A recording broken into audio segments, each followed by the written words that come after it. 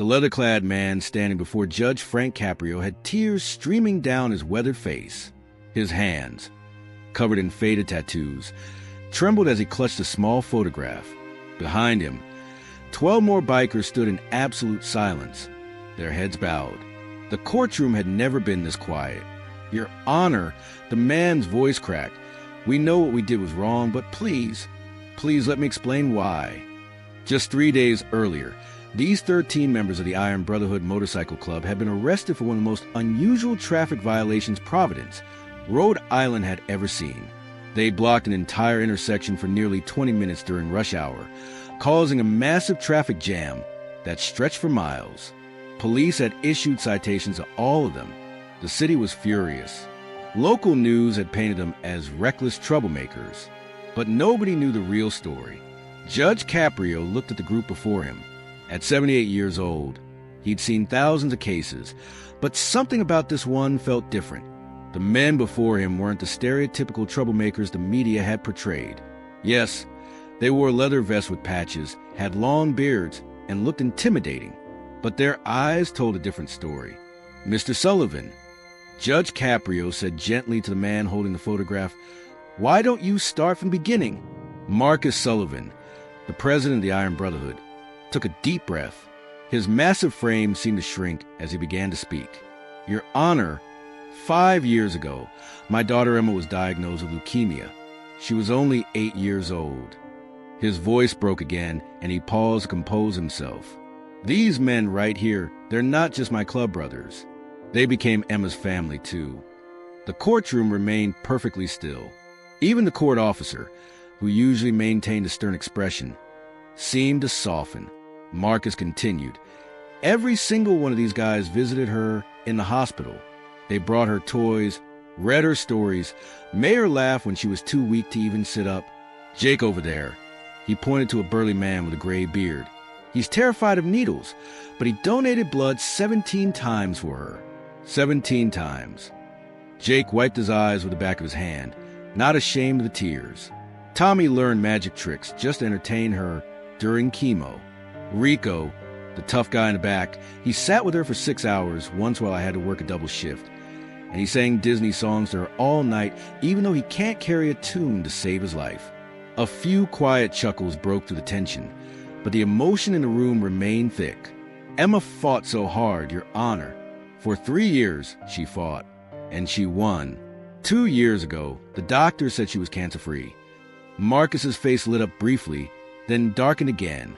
"But that's not why we're here today." Judge Caprio leaned forward, his full attention on Marcus. "Last week, Emma's best friend from the hospital, a little girl named Sophie Chen, lost her battle with the same disease. She was only 10 years old. Emma was devastated. These two girls had made a pact in that hospital room. They promised each other that whoever made it would live enough life for both of them." Marcus held up the photograph he'd been clutching.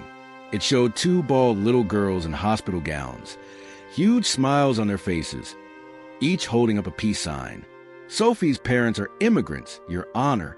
They're good people, worked 3 jobs between them to pay for her treatment, but they couldn't afford a proper funeral. When Emma found out, she was heartbroken, so we decided to do something about it."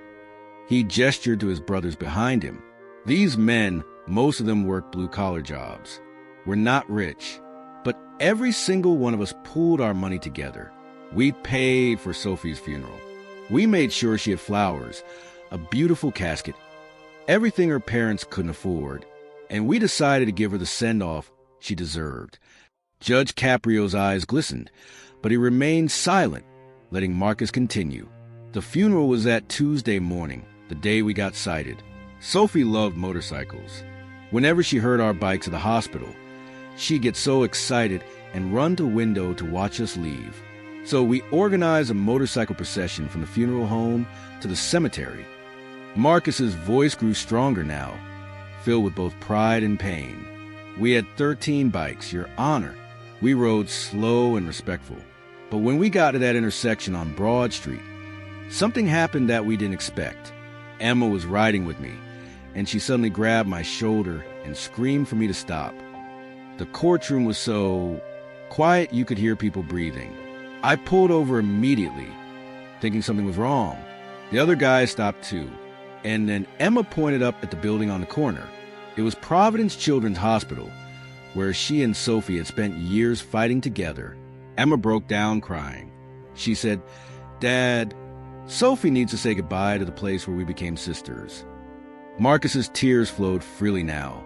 "Your Honor, we didn't plan to block traffic, but what was I supposed to do? Tell my daughter, who'd survived death herself, that we couldn't take 60 seconds to honor her best friend?" These men formed a circle with our bikes right there in that intersection. We turned off our engines, and for 2 minutes, we stood in complete silence. He paused, looking at each of his brothers.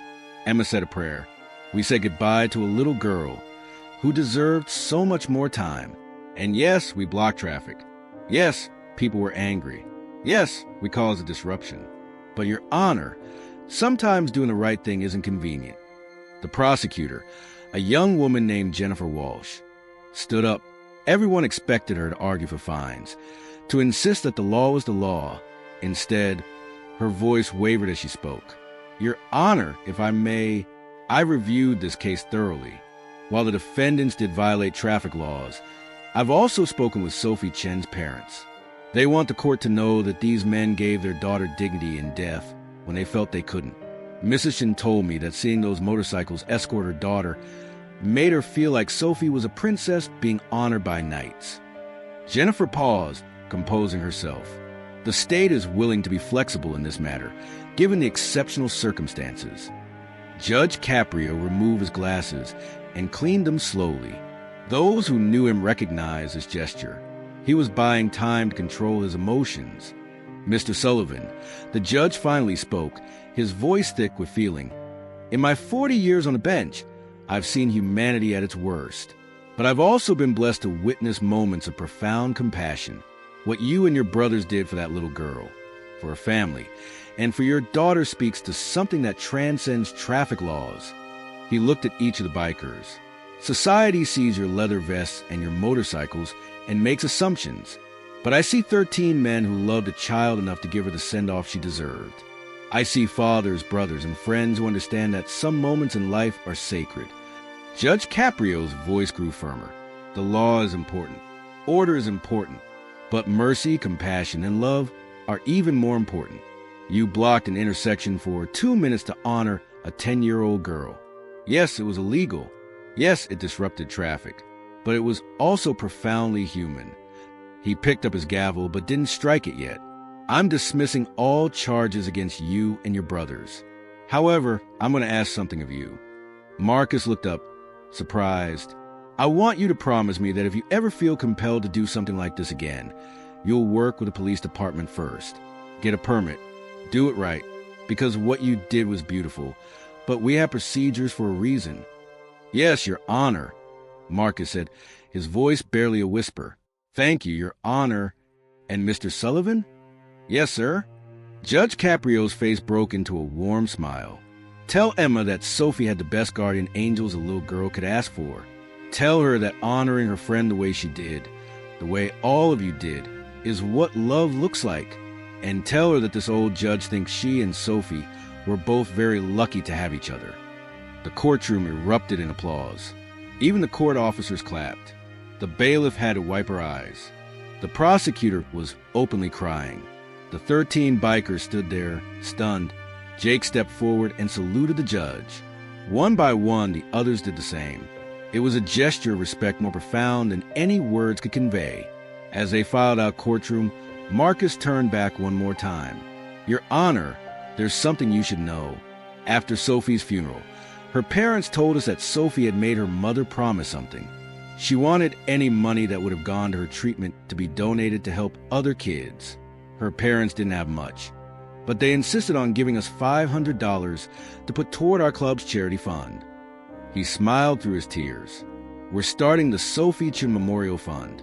We're going to help families who can't afford funeral costs for their children, because no parent should have to choose between burying their child with dignity and paying rent." Judge Caprio stood up, something he rarely did before a case was fully concluded. "Mr. Sullivan, you have my personal email through the court. Send me the information. My wife and I would like to be the fund's first donors. The courtroom erupted again. People who had come to watch other cases were crying. The court reporter had stopped typing, too moved to continue. Even the police officers who had issued the original citations were nodding in approval. As the Iron Brotherhood walked out of the courthouse that day, they weren't criminals escaping punishment. They were men who'd been recognized for their humanity. The crowd that had gathered outside to jeer them instead began to clap. Someone started a slow clap that built into thunderous applause. A local news crew that had come to film the biker gang getting their comeuppance instead captured something entirely different. They filmed 13 tough-looking men hugging each other and crying. They filmed Marcus calling his daughter to tell her the good news. They filmed complete strangers approaching the bikers to shake their hands and thank them. But the most powerful image that went viral that evening was a photograph someone took of Judge Caprio standing at his courtroom window watching the Iron Brotherhood ride away. On his desk, clearly visible in the frame, was a photograph of Emma and Sophie, which Marcus had left behind as a gift. The caption read, "Sometimes justice isn't about punishment. Sometimes it's about recognizing the goodness in people who society has taught us to fear." Within a week, the Sophie Memorial Fund had raised over $200,000. Families across the state began reaching out for help. The Iron Brotherhood went from being seen as troublemakers to being recognized as guardian angels. Emma Sullivan, now 11 years old and healthy, became a spokesperson for childhood cancer awareness. And every year on the anniversary of Sophie's death, 13 motorcycles can be seen riding slowly past Providence Children's Hospital, engines rumbling in tribute. They have a permit now. But more importantly, they have a purpose that transcends leather vests and motorcycles. They become living proof that you can't judge a person by their appearance, and that sometimes the most unlikely people become heroes. Judge Frank Caprio, who could have simply imposed fines and moved on to the next case, instead chose to see the humanity in front of him. He chose mercy over judgment, understanding over condemnation, and in doing so, he reminded everyone in that courtroom, and everyone who heard this story afterward, that the measure of society isn't how it treats the perfect citizens who never make mistakes. It's how it treats those who break rules for the right reasons, those who choose love over convenience, and those who honor the memory of a 10-year-old girl who deserved so much more time. The law had been broken, but something much more important had been honored, and that made all the difference.